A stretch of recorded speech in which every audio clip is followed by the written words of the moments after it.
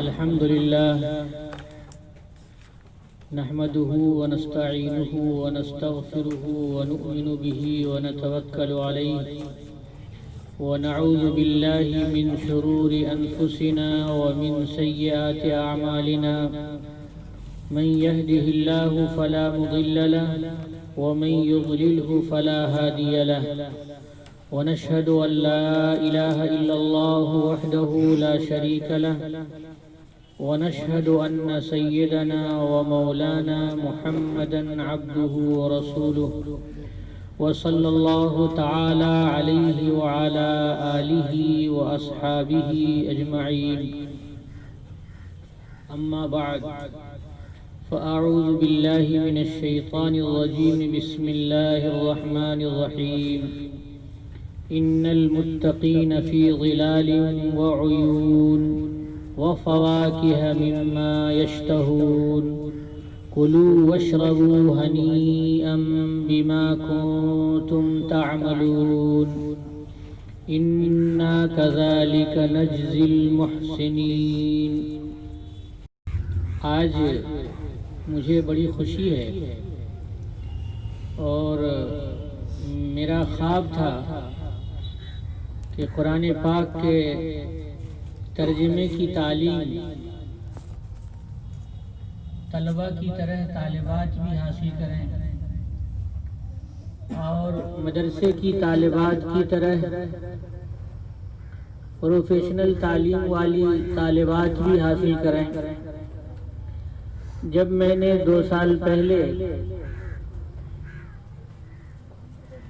جناب مولانا مفتی آفتاب غازی قاسمی صاحب کی تحریک سے واقف ہوا، ان سے ملاقات ہوئی، ان کا پروگرام دیکھا، ان کی محنتوں کا خاکہ دیکھا تو میں نے یقین کر لیا کہ انشاءاللہ تعالی میرے خواب کی یہ تعبیر ہے.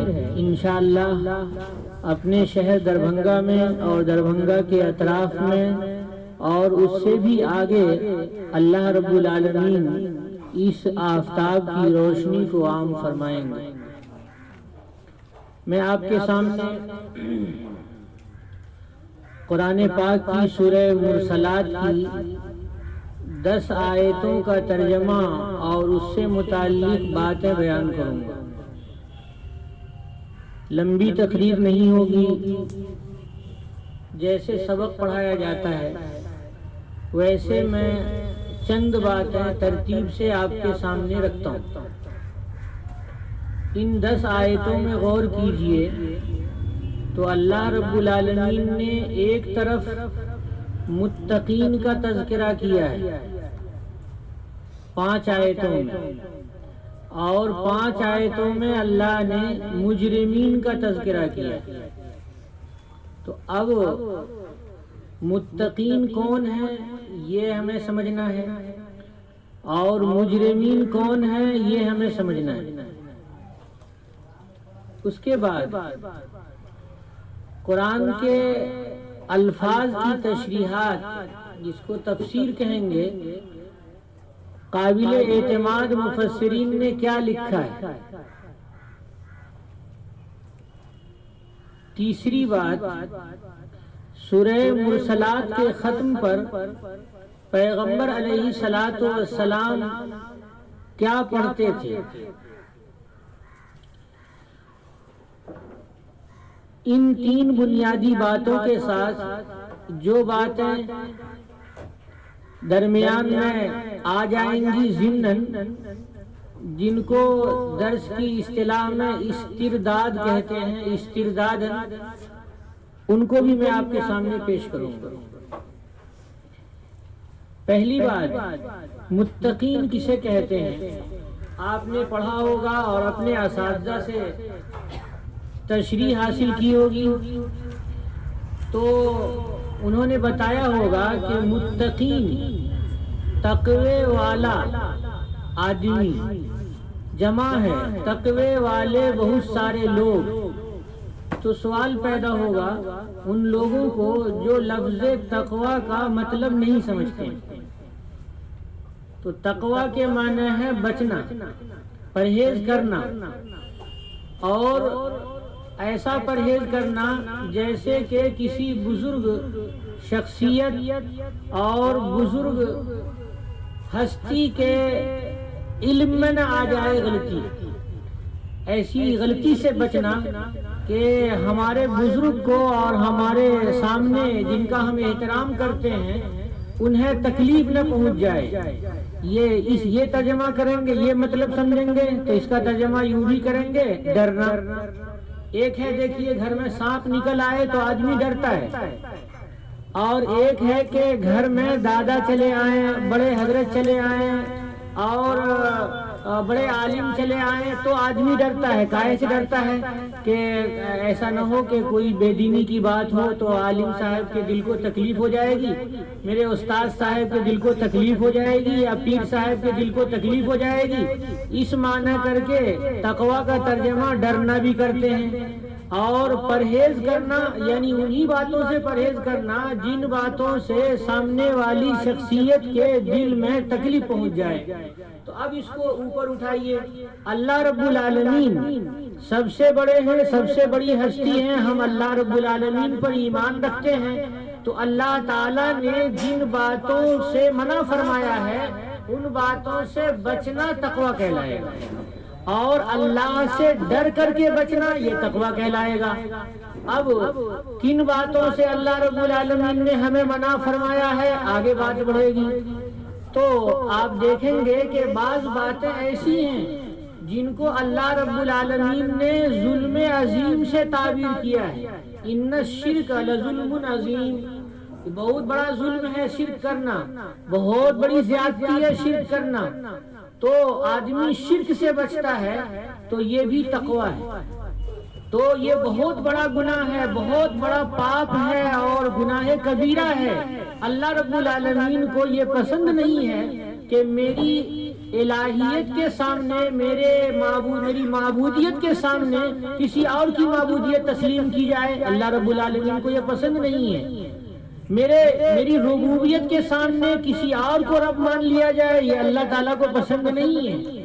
تو غرض یہ کہ حرام، یہ شرک سے بچنا یہ بھی تقوی کہلائے گا۔ سب سے ایک نمبر کا معیار شرک سے بچنا تقوی کہلائے گا۔ جو آدمی شرک سے بچتا ہے وہ متقی ہے۔ اب نیچے اتریے، ایمان لے آیا آدمی، شرک سے بچ گیا۔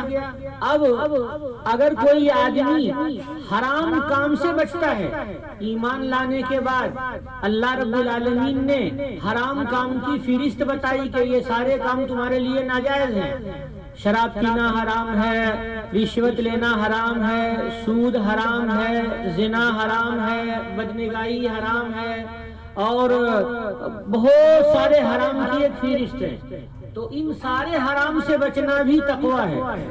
تو یہ تقوی کا دوسرا نمبر ہے۔ پہلا نمبر شرک سے بچنا، دوسرا نمبر حرام چیزوں سے بچنا، یہ تقوی ہے۔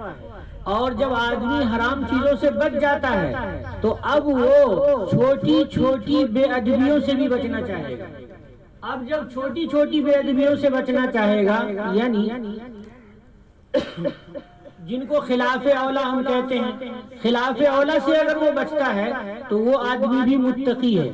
یہ تقوی کا تیسرا نمبر ہے جو سب سے اعلیٰ نمبر ہے، یعنی سب سے اونچا نمبر یہ ہے کہ آدمی ہر بے ادبی سے بچ جائے، ہر خلاف اولا سے بچ جائے جس کو اللہ تعالیٰ نے خلاف اولا بتایا، پیغمبر علیہ الصلوۃ والسلام نے خلاف اولا بتایا، فقہا نے قرآن و سنت کو سامنے رکھ کر کے خلاف اولا بتایا، یا طبیعت انسانی میں ایک ذوق ہے کہ ہمارے سامنے والے کی شان میں کوئی بے ادبی نہ ہو جائے، ان بے ادبی سے وہ جو بچ رہا ہے، یہ بھی تقوی کا معیار ہے اور بہت اعلیٰ قسم کا معیار ہے۔ اور ادنا معیار شرک سے بچنا ہے، جس کو میں نے ایک نمبر پہ بیان کیا۔ تو اللہ رب العالمین نے فرمایا ان المتقین، سارے متقین اس میں آ گئے۔ جو شرک سے بچتا ہے اس کے لیے بھی یہ اگلا انعام ہے، اور جو حرام سے بچتا ہے اس کے لیے بھی اگلا انعام ہے، اور جو بے ادبیوں سے بچتا ہے اس کے لیے بھی اگلا انعام ہے۔ کیا ملے گا متقین کو؟ اللہ تعالیٰ نے فرمایا ان المتقین فی ظلال وعیون، متقین سائے میں ہوں گے، ذلن کی جمع ظلال، سائے میں ہوں گے، وعیون عین کی جمع عیون، چشموں میں ہوں گے۔ جیسے پانی ابل جاتا ہے، ہمارے یہاں باڑھ آتی ہے تو باہر پانی رہتا ہے، گھر سوکھا ہوا رہتا ہے، لیکن اچانک دیکھتے ہیں کہ آنگن میں پانی ابلنا شروع ہو گیا۔ ہم لوگ اردو اپنی زبان میں میتھلی میں بولتے ہیں بما پھوٹنا، یہی ہے عیون عین، چشمہ، چشمہ پھوٹنا، نیچے سے پانی پھوٹنا، یہ ہے چشمہ۔ تو جب خشک سالی ہو، ہر طرف پانی نہ ہو، کسی طرف آدمی نکلتا ہے پانی نہیں ملتا ہے، لیکن اچانک گھر میں تھوڑا سا پانی نکل آیا تو کتنی خوشی ہوگی، کتنا اچھا لگے گا۔ اور اگر باغ ہو اور باغ میں کیاریاں بنی ہوئی ہوں اور کیاریوں میں پانی ہو اور درخت لہلہا رہے ہوں اور پھل دے رہے ہوں تو اس باغ میں بیٹھنے میں کتنا اچھا لگے گا۔ اور ہر طرف پھل لگے ہوئے ہوں، لال پیلے ہرے ہر قسم کے پھل لگے ہوئے ہوں، ایسا نہیں جیسے ہم لوگوں کا باغ ہوتا ہے کہ بہت خوبصورت نہیں ہوتا ہے۔ جنت جو اللہ نے سجا رکھی ہے وہ بہت خوبصورت ہے، ہر قسم کے پھل موجود ہیں۔ غرض یہ کہ سایوں میں ہوں گے اور چشموں میں ہوں گے۔ سوال پیدا ہوگا پڑھنے والے طالب علم کو، جو مدرسے میں پڑھے گا اس کو یا جو سوچے گا اس کو، کہ سایہ کسے کہتے ہیں؟ سایہ کہتے ہیں کہ سورج کی روشنی آ رہی ہے، پڑ رہی ہے،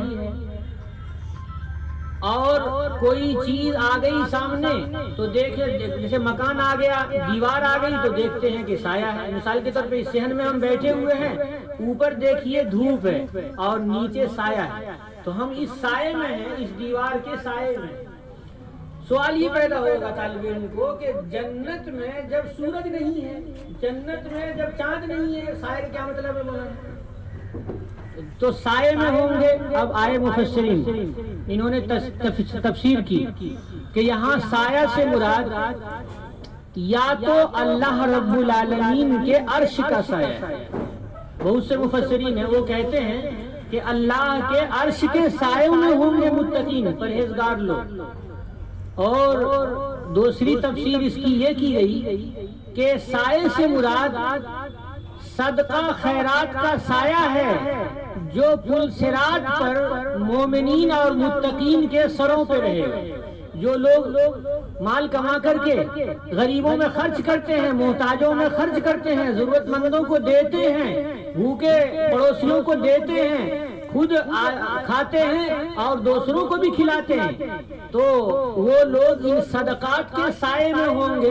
یعنی اللہ رب العالمین کی طرف سے جو تپیش ہوگی وہ تپیش ایئر کنڈیشن کی شکل میں اللہ بدل دیں گے اور سر پہ سایہ کر دیں گے۔ سایہ میں ہر طرح کی ٹھنڈک ہوگی کہ جیسے آدمی اے سی میں رہتا ہے۔ یہ ایک چھوٹی سی مثال ہے اے سی کی، اے سی کی مثال بہت بڑی مثال نہیں ہے، یہ ایک سمجھانے کی بات ہے۔ بعض مفسرین کہتے ہیں کہ سائے سے مراد درختوں کا سایہ ہے کہ جنت میں بہت سارے درخت ہوں گے اور ان درختوں کے نیچے ہوں گے متقین لوگ۔ یہ درخت کے نیچے ہونے کا مطلب ہے سائے میں ہونا۔ بعض مفسرین یہ کہتے ہیں کہ درخت سے مراد یہاں پر شجر طوبہ ہے۔ ایک درخت ہے جنت میں جس کا نام ہے طوبہ، یعنی کہ بہت اچھا درخت، ایسا درخت کہ جس کے سائے میں تیز سواری پر سوار ہو کر کے جنتی چلے گا تو 500 سال تک سائے میں رہے گا۔ اتنا بڑا سایہ دار درخت ہے، بڑا بابرکت درخت ہے، بہت ہی خیر کا درخت ہے۔ اللہ رب العالمین نے جو اتنی عمدگی اس کے اندر رکھ رکھی ہے شجر طوبہ میں کہ اللہ تعالیٰ نے ارشاد فرما دیا ہے کہ جو لوگ اللہ رب العالمین سے ڈرتے ہیں ان کے لیے یہ درخت ہے۔ وَطُوبَى لَهُمْ وَحُسْنُ مَآبٍ، متقین کے لیے درخت طوبہ ہے اور متقین کے لیے اچھا انجام۔ تو یہاں پر آپ نے دیکھا کہ ظلال کی تشریح سایہ، تو اگر وہاں پر سورج نہیں ہوگا تو یا تو عرش کا سایہ مراد ہے، اللہ عرش کا سایہ ہم سب کو عطا فرمائے، یا یہاں پر گنجان درختوں کا سایہ مراد ہے، اللہ ہمیں عطا فرمائے، یا درخت طوبہ کا سایہ ہے، اللہ ہمیں عطا فرمائے، یا صدقات کا سایہ ہے پل صراط پر، اللہ ہمیں عطا فرمائے۔ پھر یہاں سوچئے، میں نے مطالعہ نہیں کیا ہے، لیکن یہ کہ جو باتیں پڑھتا رہتا ہوں وہ میرے سامنے آ رہی ہیں تو میں بول دینا چاہ رہا ہوں۔ جنت عجیب جگہ ہے، یعنی وہاں کوئی تکلیف ہی نہیں، وہاں ہر چیز رب العالمین کی طرف سے اویلیبل ہے۔ کون سی چیز؟ مثلا دنیا ہے تو دنیا میں ہم کہتے ہیں کہ ارے باہر امرود ہے لے کر کے آ جاؤ، سنترا ہے لے کر کے آ جاؤ، تو دنیا میں ہم کون سی چیز کھاتے ہیں، کون سی چیز لیتے ہیں؟ جو سامنے موجود ہے، جو ہم نے دیکھ لیا ہے وہ لیتے ہیں۔ جنت میں جو سوچیں گے وہ ملے گا، عجیب ہے جنت۔ وَفَوَاكِهَ مِمَّا يَشْتَهُونَ، کہ جنت میں بہت سارے میوے ہوں گے جو انسان چاہے گا، دل کی خواہش ہوگی، من چاہے میوے مل جائیں گے۔ انسان ابھی موسم مثال کے طور پہ سیب کا نہیں ہے اور سیب کے کھانے کا جی چاہے گا فوراً سیب پہنچ جائے گا، ابھی بیری کھانے کا موسم نہیں ہے لیکن بیری پہنچ جائے گی، امرود کا موسم نہیں ہے امرود پہنچ جائے گا۔ اب ہے کیسا پہنچے گا؟ جیسے دنیا میں پھل ہیں صورت کے لحاظ سے وہی پھل آئے گا ہاتھ میں، مثلا انار ہے تو انار ہی آئے گا، لیکن جب انار متقی کھولے گا، کھول کر کے کھائے گا تو یہ تو دنیا کا انار تو کچھ بھی نہیں تھا، اس کی لذت تو عجیب و غریب ہوگی اور انتہائی درجہ اچھی ہوگی۔ اللہ ہمیں عنایت فرمائے۔ جب جنت کی نعمتوں کا تذکرہ ہو اور رال ٹپک جائے تو اس کا مطلب ہے کہ ایمان اندر ہے، تو اللہ رب العالمین ہمیں یہ سب عطا فرمائیں گے۔ تو بتایا میں نے کہ متقین ہوں گے اور یہ سائے میں ہوں گے، اور کیا ہوگا؟ عیون، چشموں میں ہوں گے۔ بہت گرمی ہے، شدید گرمی ہے، اور کھیتوں میں جائیے اور کھیتوں کی کیاریوں میں پانی ہو اور گھاس وغیرہ ہو اور وہاں چیئر لگا کر کے آپ بیٹھے رہیں تو کتنا اچھا لگے گا۔ تو یہ سجاوٹ اپنے یہاں اتنی سجاوٹ نہیں ہوتی ہے کھیتوں کی، کشمیر میں جا کر کے دیکھیے یا بعض دوسرے ملکوں کے مناظر دیکھیے تو حیرت ہو جاتی ہے کہ پارکوں کو کس انداز سے سجایا جاتا ہے، کتنے قسم کے پھول ہوتے ہیں۔ مثال کے طور پہ بنگلور والے جانتے ہیں کہ لال باغ ہے بنگلور میں، اتنا خوبصورت باغ کہ جس کو سجایا گیا تھا اگست کے موقع سے۔ جب میں نے دیکھا، میں روزانہ اگست میں 15 دن تک باغ سجایا جاتا تھا اور روزانہ 1 سے 2 گھنٹہ وہاں جا کے دیکھتا تھا۔ اتنے قسم کے پھول اور اتنے قسم کے وہاں پر پھل لگائے ہوئے ہیں اور اتنے قسم کے درخت ہیں، تقریباً 150 سال پرانا پارک ہے وہ، کہ ایسی سجاوٹ کسی اور پارک میں نے نہیں دیکھی تھی۔ تو دنیا ہے تو اگر پارک سج جائے تو کیسا جی للچاتا رہتا ہے، جی چاہتا ہے کہ وہیں جا کر کے بیٹھے رہیں، ہوا اچھی چلتی رہے، کوئی کتاب لے کے بیٹھے رہیں، پڑھتے رہیں۔ تو اللہ رب العالمین سایوں میں رکھیں گے، اور کہاں رکھیں گے؟ چشموں میں رکھیں گے۔ چشمے کیسے کیسے ہوں گے؟ یہاں عین نہیں ہے، عیون ہے۔ مفسرین کہتے ہیں کہ ایک چشمہ ہوگا وہ بہت میٹھے پانی کا ہوگا، اور گلاس، جگ اور بہت اعلیٰ قسم کے آبخورے، فارسی میں آبخور بولتے ہیں، رکھے ہوئے ہوں گے پیالے، اور چھوٹے چھوٹے بچے ہوں گے، وہ جا کر کے اور پانی لا کر کے دیں گے۔ ارے نہیں، پانی نہیں، تو ایک طرف شہد کی نہر بہہ رہی ہوگی تو وہاں سے شہد اٹھا کر کے لا کے دیں گے، تو نہیں، شہد بہت میٹھا ہے، کوئی اور چیز لے کے آؤ، تو دودھ کی نہر ہوگی قریب میں، تو وہاں سے دودھ کی نہر میں سے لے کر کے آئے گا۔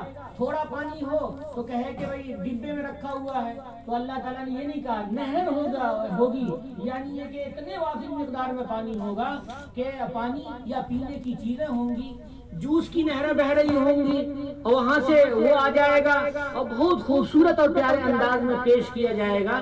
تو اللہ رب العالمین نے عیون ارشاد فرمایا، ایک ظلال فرمایا اور دوسرے عیون فرمایا۔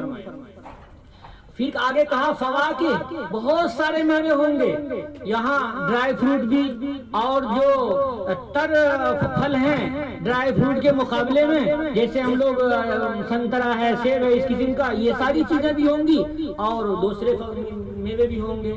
مما یشتہون کا مطلب لکھا ہوا ہے کہ جو چاہیں گے وہ سامنے ہے، نہیں دکھ نہیں رہا مثال کے طور پہ، لیکن اس کا جی چاہے گا کہ ہم صبح کو ناشتے میں انار کھا لیا کرتے تھے، تو انار کا اگر مل جائے ہمیں تو ایک دم سے انار آ جائے گا۔ ہمارے یہاں انار جو ہوتا ہے چھوٹا چھوٹا سا ہوتا ہے۔ ایک مرتبہ ایک افغانستان کا طالب علم آیا افغانستان سے، تو انار لے کر کے آیا تو انسان کے سر کے برابر تھا۔ تو معلوم ہوا کہ بھائی اتنا بڑا انار ہوتا ہے، تو پھر میں نے تصور کیا کہ جنت کا انار کتنا بڑا ہوگا۔ اس انار کی لذت اتنی اچھی تھی کہ اپنے یہاں تصور ہی نہیں کر سکتے ہیں۔ جیسے معلوم ہوتا ہے رزق مال ہوتا ہے وہ اپنے ہندوستان میں ملتا ہے، تو اللہ رب العالمین فواکہ مما یشتہون، میوے رکھیں گے، من چاہے میوے رکھیں گے، جو چاہیں گے وہ پہنچ جائیں گے۔ اس کے بعد اللہ تعالیٰ کی طرف سے کہا جائے گا، جب مہمان آتا ہے دسترخوان لگا دیا جاتا ہے اور مہمان کو کہا جاتا ہے کھائیے کھائیے، بہت لذیذ ہے اور آپ کے لیے تیار کیا گیا ہے، خصوصی طور پہ یہ فلاں ڈش آپ کے لیے تیار ہے، تو مہمان کا جی خوش ہوتا ہے۔ ایک تو ہے کھانا رکھنا، اور ایک ہے ضیافت کے لیے کچھ الفاظ کہنا۔ تو اللہ رب العالمین کی طرف سے فرشتے ہوں گے اور وہ فرشتے کہیں گے مومنین متقین کو، کلو واشربو، کھانے کی چیز کھاؤ اور پینے کی چیز پیو۔ اب بتائیے جب فرشتے رہیں گے اور دسترخوان پہ کہیں گے کھاؤ اور پیو تو کتنا زیادہ لطف آئے گا اللہ رب العالمین کی طرف سے کہ اللہ نے کہا ہے کہ تم کھاؤ اور پیو، بڑے مزے سے کھاؤ اور پیو۔ تو جی خوش کرنے کے لیے یہ بھی کہا جائے گا۔ ایسا نہیں ہوگا کہ اپنے یہاں اگر 1 سے 2 چمچہ شہد لے لیا تو پیٹ خراب ہو جاتا ہے، وہاں تو 1 لیٹر بھی پی لیں گے تو پیٹ خراب نہیں ہوگا، وہاں کوئی مسئلہ ہی نہیں ہے۔ تو اللہ رب العالمین کے یہاں ارشاد ہے بما کنتم تعملون، اے انسانوں یہ کھاؤ پیو، کاہے کیسے؟ بما کنتم تعملون، اس لیے کہ تم عمل کرتے تھے۔ یہاں پر تمہارا جی چاہتا تھا کہ ہمارے پاس پیسے ہیں، لے آ کر کے سب پیسے کا لا کر کے اولاد کو کھلا دیں، لیکن تم صدقہ بھی اس میں سے کر دیتے تھے، اور تم اولاد پر بھی خرچ کرتے تھے تو اللہ کا حکم ہے اس لیے خرچ کر رہا ہوں، بیویوں پہ خرچ کرتے تھے تو اللہ کا حکم ہے اس لیے خرچ کر رہا ہوں۔ تو اللہ رب العالمین کہیں گے بما کنتم تعملون، تمہارے عمل کا یہ بدلہ دے رہے ہیں اللہ تعالیٰ، یا یوں کہیے کہ عمل کی وجہ سے دے رہے ہیں۔ بدلہ تو کیا ہوگا، دنیا ہی میں اللہ رب العالمین اتنی نعمتیں دے رہے ہیں کہ اگر وہاں کچھ بھی نہ دے تب بھی اللہ تعالیٰ کے کو ظالم نہیں کہا جا سکتا ہے۔ یہاں ایک لفظ ہے وہ سمجھانا ہے مجھے، ہنین۔ ہنین کا ایک ترجمہ شاہ عبد القادر رحمۃ اللہ علیہ نے کیا ہے، وہ ترجمہ ہے رچتا، کھاؤ رچتا۔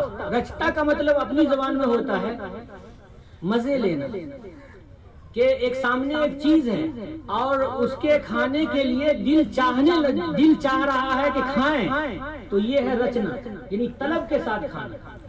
اس کے لیے بعض دوسرے مفسرین نے، جیسے مولانا عاشق الہی صاحب بلند شہری رحمۃ اللہ علیہ، انہوں نے پچتا بڑھا دیا ہے کہ اس میں ہنین میں 2 چیز ہیں، ایک ہے رچنا اور ایک ہے پچنا، کہ رچتا پچتا تم کھاؤ، یعنی تیرا جی چاہ رہا ہے تو جی چاہ کر کے اور خوب طلب کے ساتھ کھاؤ اور یہ ہضم ہوگا آگے، ایسا نہیں ہے کہ پیٹ خراب ہو جائے گا۔ تو ہنین میں یہ 2 باتیں پائی جاتی ہیں۔ اب آگے اللہ تعالیٰ کہہ رہے ہیں، اعلان ہوتا رہے گا، اعلان ہوتا رہے گا، اِنَّا كَذَلِكَ نَجْزِي الْمُحْسِنِينَ، کہ ہم ایسے ہی محسنین کو، نیک کام کرنے والوں کو بدلہ دیتے ہیں جو دنیا میں اپنے کام کو اچھا کرتے ہیں۔ محسنین یہ احسان سے بنا ہے، اور احسان کے معنی اچھا کرنا، انگریزی لفظ ہے بیوٹیشن، اچھا کرنا، بیوٹیفل بنانا کسی چیز کو۔ تو یہ انسان اپنے عمل کو اللہ کے سامنے پیش کرنے کے لیے اچھا بناتا تھا۔ کیسے اچھا بناتا تھا؟ چپ سے صدقہ کیا جا کر کے دائیں بائیں کسی کو پتہ نہیں ہے، اور اپنے کو کسی کو بتایا ہی نہیں اس نے، تو یہ صدقہ کو اچھا بتانا ہے، اچھا کرنا ہے۔ نماز نہایت احتیاط سے پڑھی اور بہت انہماک سے پڑھا، یہ نماز کو اچھا کرنا ہے۔ تو یہ محسنین کو اللہ رب العالمین بدلہ عطا فرمائیں گے۔ اور ایسے لوگ کہ ایک دم سے دیکھا کہ بہت سارے لوگ ہیں تو نماز پڑھ لی اور اب کوئی نہیں ہے تو نماز چھوڑ دی، یہ محسنین نہیں۔ تو اللہ رب العالمین کہیں گے یا تو اس آیت کو یوں سمجھیے کہ دنیا میں اللہ کہہ رہے ہیں کہ اے انسانوں تم متقی بن جاؤ، تو متقین بننے کی وجہ سے یہ ساری نعمت ہم تم کو دیں گے، ایسے ہی بدلہ ہم متقین کو دیا کرتے ہیں۔ تو دنیا میں تلاوت کرنے والے کو اللہ رب العالمین یہ سبق دے رہے ہیں۔ یہاں پر متقین کی بات پوری ہوگی، اب مجرمین کی بات شروع ہوئی۔ اب آپ نے سمجھ لیا، جب آپ نے متقین سمجھ لیا، اور متقین کی 3 کیٹیگریاں میں نے بتا دی، پہلی کیٹیگری شرک سے بچنے والے، دوسری کیٹیگری حرام سے بچنے والے، تیسری خلاف اولا سے بچنے والے۔ اب مجرمین کو سمجھ لیجئے کہ مجرمین کی بھی 3 کیٹیگریاں ہیں۔ ایک یہ ہے کہ وہ شرک بھی کرتا ہے، دوسرے یہ ہے کہ وہ ڈاکہ بھی ڈالتا ہے، تیسرے یہ ہے کہ وہ سود بھی لیتا ہے، چوتھے یہ ہے کہ وہ ظلم بھی کرتا ہے، وغیرہ وغیرہ۔ تو یہ مجرمین ہیں۔ کیا ہوگا مجرمین کو؟ ویل یومئذ للمکذبین۔ مجرمین کی تعبیر مکذبین سے بھی کی ہے، اور جیسے متقین کی تعبیر محسنین سے کی جاتی ہے، تو اسی طرح سے مکذبین جھوٹے جھٹلانے والے۔ قرآن اللہ نے نازل کیا، محمد رسول اللہ تشریف لائے اور تلاوت کی۔ اب ابو جہل کہہ رہا ہے کہ غلط ہے، یہ اللہ کی کتاب نہیں ہے۔ ابو لہب کہہ رہا ہے اللہ کی کتاب نہیں ہے، فلاں کہہ رہا ہے اللہ کی کتاب نہیں ہے اور ہم نہیں مانیں گے۔ تو یہ ہے مکذبین۔ تو مکذبین کے لیے کیا ہے؟ ویلن، ویلن کے معنی ہلاکت، ویلن کے معنی بربادی، ویلن کے معنی تباہی۔ مراد کیا ہے؟ یعنی آخرت تباہ ہے اس کی، مراد یہ ہے جہنم میں اس کے لیے تیار۔ کلوا وتمتعوا قلیلا انکم مجرمون۔ آگے ہے کہ اللہ تعالیٰ مجرمین کو اس دنیا میں کہہ رہے ہیں اے مجرمین تم کھاؤ اور مزے لے لو تھوڑا۔ یعنی کتنا تھوڑا؟ ہم لوگ دنیا کی زندگی کو سمجھتے ہیں بہت لمبی زندگی ہے، نہیں نہیں، ہرگز لمبی زندگی نہیں ہے۔ آخرت کی زندگی تو بہت زیادہ ہوگی، کروڑوں سال کے برابر ہوگی، اور دنیا کی زندگی کیا سال کے برابر ہے؟ کوئی 100 سال جیتا ہے، نہیں تو اس سے پہلے مر جاتا ہے۔ تو نبی کریم صلی اللہ علیہ وسلم نے 60 اور 70 سال کی عمر بتائی کہ اس دنیا میں ہماری امت کی عمر ہوگی۔ زیادہ تر لوگوں کی عمر کچھ زیادہ بھی ہوتی ہے، 80 سال کی، 90 کی ہوتی ہے، 100 بھی کوئی پار کرتا ہے۔ ایک آدھ کوئی مثال بتائی جاتی ہے کہ 140 سال کا بھی کوئی بڈھا زندہ ہے یا کوئی بوڑھی زندگی ہے۔ تو ایسا تو کسی کو اللہ تبارک تعالیٰ عنایت فرماتے ہیں۔ فرمایا کہ ویل یومئذ للمکذبین، آگے فرمایا کلوا وتمتعوا، اے کافرو کھاؤ اور مزے لے لو تھوڑا، یعنی دنیا کی زندگی میں، اور موت آ جائے گی، یہ وقت اینڈ ہو جائے گا، ختم ہو جائے گا، اور اس کے بعد تمہارے لیے ویل ہے، وہاں پر جہنم ہے، وہاں پر دہکتی آگ ہے، وہاں پر انکم مجرمون۔ کیوں جہنم ہے تمہارے لیے؟ اس لیے کہ تم لوگ مجرم ہو، تم لوگ شرک سے نہیں بچنے والے ہو، تم لوگ ظلم سے نہیں بچنے والے ہو، تم لوگ زبان کی پاکی نہیں رکھنے والے ہو، دل کی صفائی نہیں رکھنے والے ہو، اللہ کے سامنے جھکنے والے نہیں ہو۔ ویل یومئذ للمکذبین، بہت بڑی خرابی ہے اس دن جھٹلانے والوں کے لیے۔ اور کیا ہے؟ اللہ تعالیٰ کہتے ہیں اے کافرو دنیا میں تم سے کہا گیا تھا کہ رکوع کرو تو تم رکوع نہیں کرتے۔ یہاں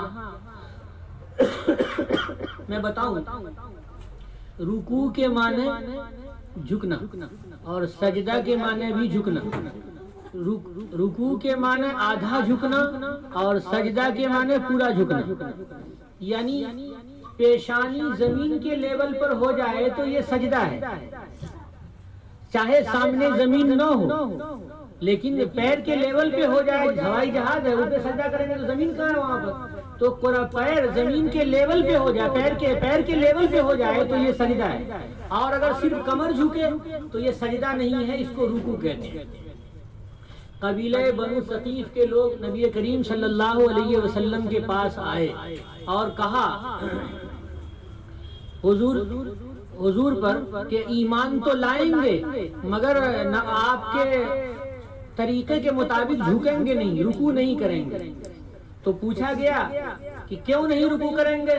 تو انہوں نے کہا کہ رکوع کا مطلب تو ہوا جیسے جانور ہے، بیل ہے اور بھینس ہے، اس طرح کے جانور ہیں، وہ رکوع کی طرح ہوتے ہیں، تو ہم تو جانور نہیں ہیں، ہمارے لیے یہ جھکنا جانور کی طرح کی مشابہت اختیار کرنا ہے، اس لیے ہمیں پسند نہیں ہے۔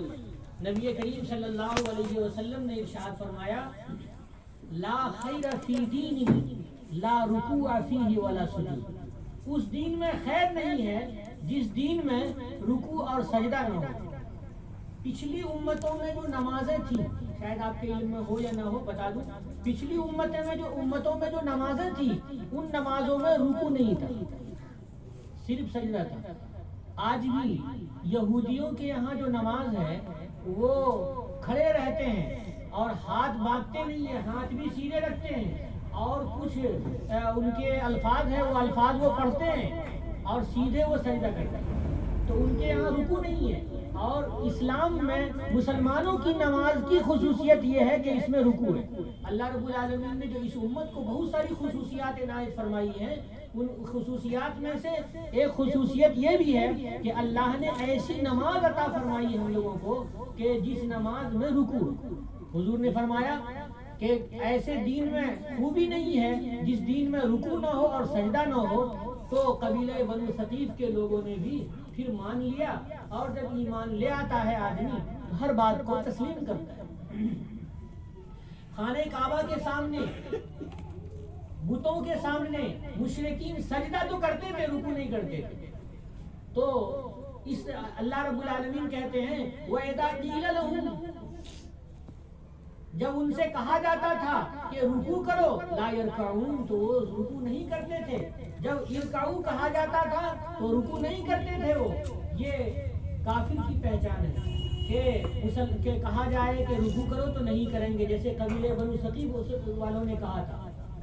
آج دین کی دعوت لے کر کے چلتے ہیں بھائی، اور اپنے بھائی جو نماز نہیں پڑھ رہے ہیں ان کو ہم کہتے ہیں کہ چلیے نماز پڑھیے، تو کہتے ہیں کہ ہمارے پاس ٹائم نہیں ہے، سب چیز کا ٹائم ہے، نماز کا ٹائم نہیں ہے۔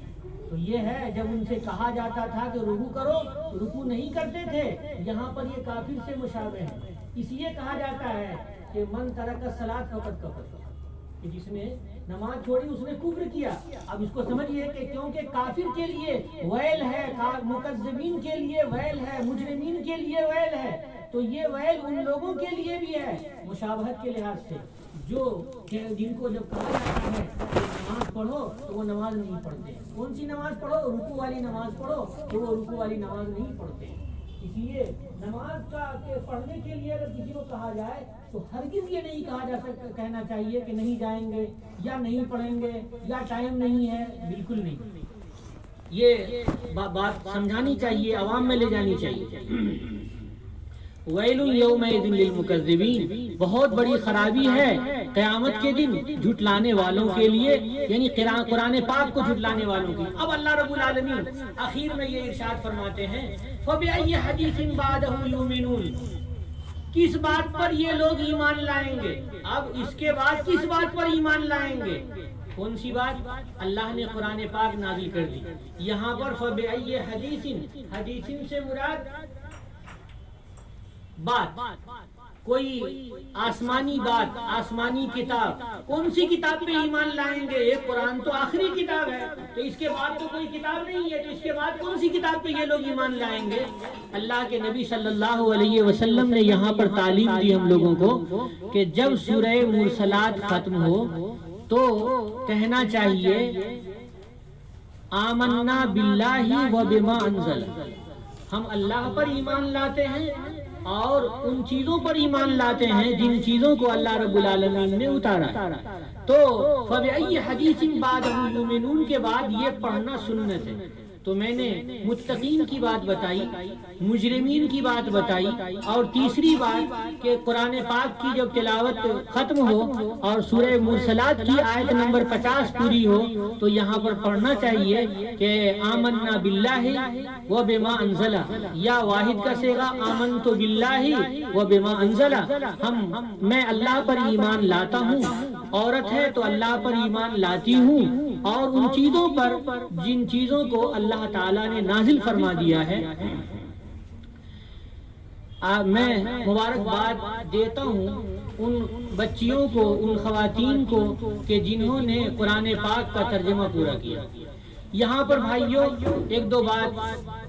ایک دو باتیں میں آپ کے سامنے پیش کروں گا غور کرنے کے لیے، اور اگر میں غلط کہتا ہوں تو مجھے سمجھانے کی کوشش کرو، میں معقول پسند ہوں، اپنی غلطی تسلیم کر لیتا ہوں دلیل سے۔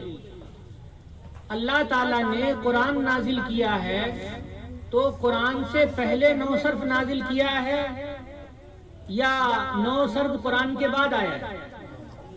بعد میں آیا ہے۔ حضرت علی رضی اللہ تعالیٰ عنہ کے حکم سے ابو الاسود دولی ہاں، تو انہوں نے چند اسم فعل حرف وغیرہ کے قواعد لکھے، پھر اس پہ ترقی ہوئی، ترقی ہوتے ہوتے ہم لوگ بہت فلسفے کے ساتھ، نحو کے فلسفے کے ساتھ ہم لوگ شرح جامی تک پڑھتے ہیں، شرح ابن عقیل تک پڑھتے ہیں۔ صحابہ کرام کے زمانے میں اسلام ہندوستان پہنچ گیا تھا، نہیں پہنچ گیا تھا؟ پہنچ گیا تھا، اگر معلوم نہیں ہے تو میں بتا رہا ہوں آپ کو، پہنچ گیا تھا، اور اسلام پھیل بھی رہا تھا، ہندوستان میں بھی پھیل رہا تھا۔ حضرت محمد ابن قاسم رحمت اللہ علیہ کے زمانے میں دربھنگا تک ایمان پہنچ چکا تھا، اور ایک جنگل کو کاٹ کر کے، دارا بنکا اس کا نام تھا، جنگل کاٹ کر کے ایک شہر بسایا تھا انہوں نے، تو اس کی بنیاد محمد ابن قاسم نے رکھ رکھی ہے، اپنے شہر کی یہ خصوصیت ہے ہمارے دربھنگا۔ تو ایمان پہنچ گیا تھا، یہاں تک ایمان پہنچا، عرب سے پہنچا، سمندر کے راستے سے پہنچا، پیدل پہنچا دربھنگا تک۔ اس وقت تک 9 صرف پیدا ہوا تھا ٹھیک سے، یعنی کوئی ترقی ہوئی تھی؟ نہیں ہوئی تھی۔ صحابہ کرام جہاں جہاں پہنچے ہیں عربی زبان لے کر کے پہنچے ہیں، عربی زبان وہاں پہنچ گئی ہے صحابہ کرام کے ساتھ، تو انہوں نے عربی زبان سکھانے کے لیے 9 صرف پڑھایا تھا؟ نہیں پڑھایا تھا۔ قرآن پاک دنیا کے ہر فرد کے لیے ہے یا صرف عالم کے لیے؟ صرف مردوں کے لیے ہے یا عورتوں کے لیے بھی ہے؟ عورتوں کے لیے بھی ہے۔ ہم نے قرآن پاک پر ظلم کر رکھا ہے بھائی، ایک ظلم یہ کر رکھا ہے کہ ہم 9 صرف پڑھ کر کے تھک جاتے ہیں، اس کے بعد قرآن پاک پڑھتے ہیں، ربی میں قرآن پاک پڑھتے ہیں، جبکہ قرآن پاک کے ترجمے کے لیے میرے چھوٹے سے تجربے میں 9 صرف پڑھنا ضروری نہیں۔ آپ کہیں گے تو آدمی گمراہ ہو جائے گا، نہیں گمراہ ہوگا، کاہے؟ عالم سے پڑھے، اچھی عربی جاننے والے سے، اور قرآن پاک کے الفاظ کو کہ صحیح معنی بتانے والے کے پاس پڑھے، اور نہیں پڑھے تو جیسے لفظ معنی لکھے ہوئے ہیں، مختلف مصنفین نے لکھے ہیں، مفتی سعید احمد صاحب پالنپوری نے لکھ رکھا ہے ہدایت القرآن، ان کے لفظ معنی یاد کیجئے، ورڈ میننگ یاد کیجئے، اور یاد کر کے وہی لفظ میں ورڈ میننگ سے قرآن پاک کو بند کر کے اس کو، اور قرآن پاک کھول کر کے پڑھیے، ایک دم قرآن کا آ جائے گا ترجمہ کرنا۔ میں نے اس کا تجربہ بہت کیا ہے، میری بیٹی بھی موجود ہوگی اس محفل میں، ہو سکتا ہے آپ نے بلایا ہوگا، تو ہم نے بغیر 9 صرف کے اپنی 2 بیٹیوں کو 17-18 پارے تک پڑھا لیا ہے۔ اب ابا کی وجہ سے میں آ گیا، ورنہ اب تو قرآن ختم ہو گیا ہوگا۔ وہ 1 صفحے 2 صفحے 4 صفحے ایسے ہی یاد کر لیتی ہیں، اور میں بیٹھا سنتا رہتا ہوں، کیونکہ اس میں صیغے کے اعتبار سے اور معنی کے لحاظ سے، تفسیر کے لحاظ سے سٹ کر کے لفظ کا معنی لکھا ہوا ہے۔ اگر اس کی مدد سے کوئی ترجمہ کر لیتا ہے، یا جیسے مولانا آفتاب غازی صاحب کا طریقہ ہے کہ یہ کہتے ہیں کہ جتنے الفاظ تم اردو میں جانتے ہو، بولتے ہو قرآن پاک کے، وہ اپنے الفاظ میں تم ترجمہ کر لو، اور جو نئے الفاظ ہیں یہ اچھے رہتے ہیں، وہ الفاظ بولتے ہیں، کاپی میں لکھوا دیتے ہیں، کسی چیز کی ضرورت نہیں ہے، اتنی ہی لے کر کے اس کو یاد کر کے قرآن پاک کا ترجمہ کیا جا سکتا ہے۔